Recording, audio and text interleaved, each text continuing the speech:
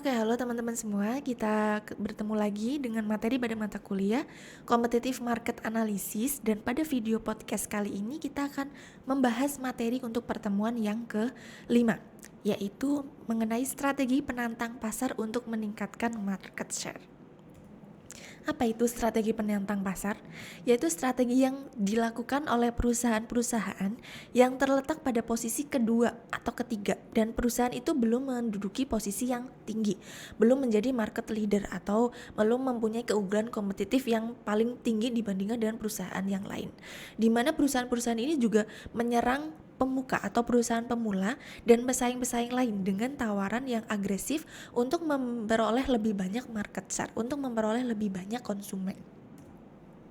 Nah, selanjutnya langkahnya adalah menetapkan sasaran strategis dan lawan.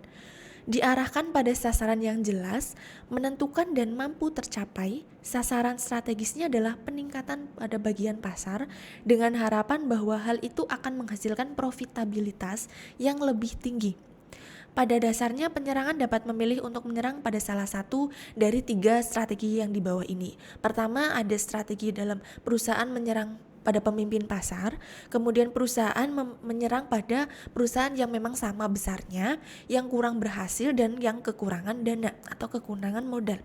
Kemudian kita bisa menyerang pada perusahaan-perusahaan regional yang lebih kecil. Nah, pertama, kita pada memilih strategi penyerangan. Serangan pertama ada serangan frontal, yaitu penyerangan menandingi pada produknya, pada iklannya, pada harganya, dan lain sebagainya dari lawan yang sudah kita pilih. Kemudian serangan yang disebut dengan serangan sisi atau serangan melambung. Serangan geografis yang ditujukan pada daerah-daerah pemasaran yang tidak tertangani dengan baik oleh pesaing. Gitu.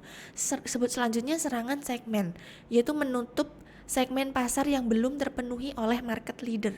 Jadi dasar dari strategi ini adalah menemukan kebutuhan yang lebih diinginkan oleh konsumen. Selanjutnya serangan mengepung. Apa itu? Itu perusahaan penantang dapat memasarkan apa saja yang ditawarkan oleh pesaing dan melebihi apa yang dimiliki pesaing, sehingga tawaran perusahaan penantang tidak mungkin ditolak oleh konsumen, tetapi harus mempunyai dengan inovasi yang lebih baik dari pesaing. Nah, selanjutnya serangan lintas. Serangan yang dilakukan dengan cara melintasi pesaing dan menyerang pasar yang lebih lemah agar basis sumber daya dapat diperluas.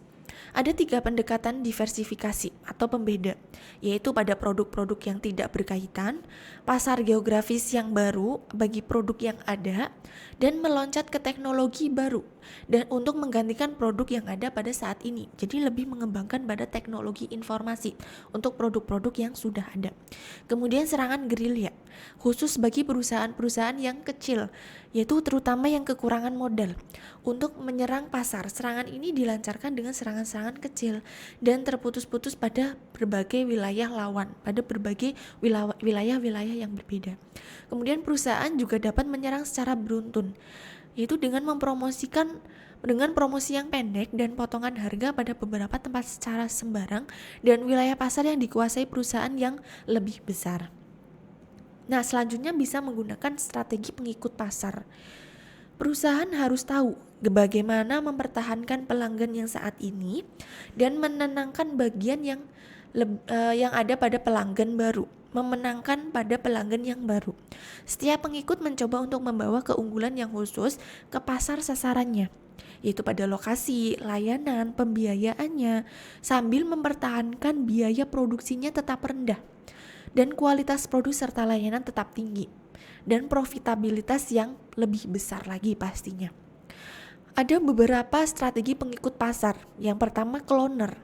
Cloner itu meniru pada produknya, pada namanya, brand, merek, dan kemasan pada pemimpin dengan sedikit lebih ada variasi atau inovasi yang baru. Nah, selanjutnya ada namanya peniru, yaitu meniru beberapa hal dari pemimpin pasar, tetapi membedakan pada kemasannya, pada iklan, harga, atau lokasi. Pemimpin tidak keberatan, pemimpin pasar yang sudah ada itu tidak akan keberatan selama peniru itu tidak menyerang secara agresif gitu. Jadi memang ada inovasi yang lebih baru. Kemudian ada namanya adaptor, yaitu mengambil produk pemimpin dan mengadaptasi atau meningkatkannya lagi.